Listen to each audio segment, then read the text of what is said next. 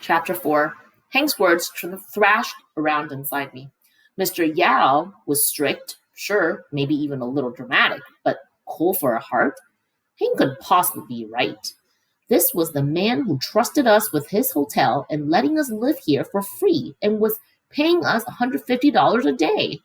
The first thing the next day, I intended on setting Hank straight. But when morning came, my mother had other plans. Let's go see your new school today, she announced. I groaned. Another grade. Another year, asked the new girl. When you've moved as much as I have, checking out school is like checking out shoe polish.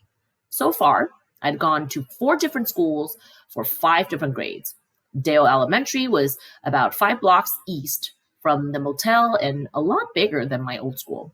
It was late August, so classes didn't start for a couple of days.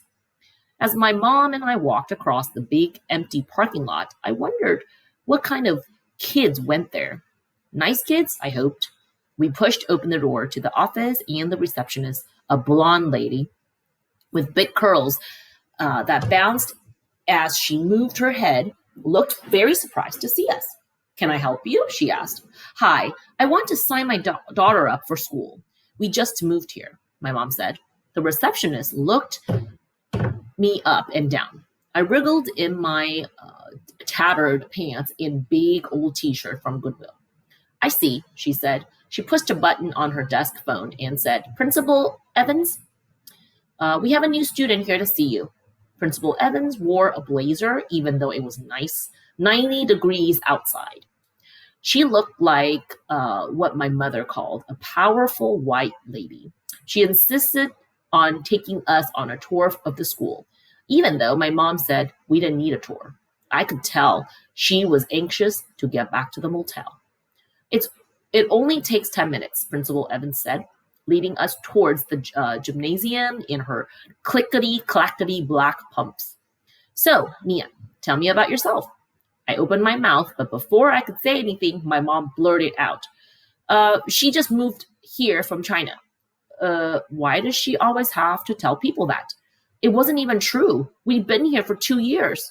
Of course, as soon as my mother said the words, Principal Evans started talking to me like I was a turkey.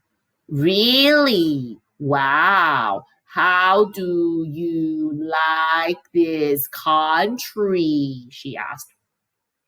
I really like it, I quickly answered. Principal Evans put her hands to her chest and exhaled in relief. You know English. Oh, that's great. I have to admit, we don't get too many Chinese kids here. There's only one other Chinese kid in 5th grade. She smiled at me and added, I'm sure he'll be thrilled you're here.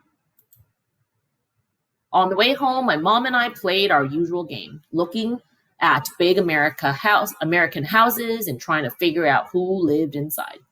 A family with 2 girls, my mom said, pointing to the pink curtain upstairs. And a cat, I said.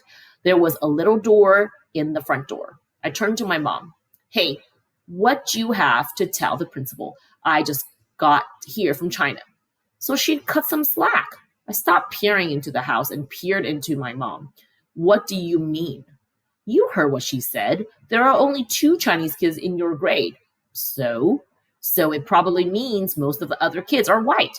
So they'll be way better than you in English, my mom said matter-of-factly.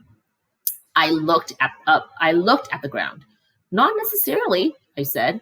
I might not speak native English like Jason, but my English was a lot better than when I first came, I think. Plus, I liked English. I like how you could say a train of thought or blanket of snow, which you couldn't in Chinese.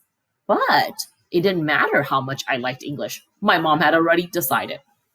Necessarily, she said.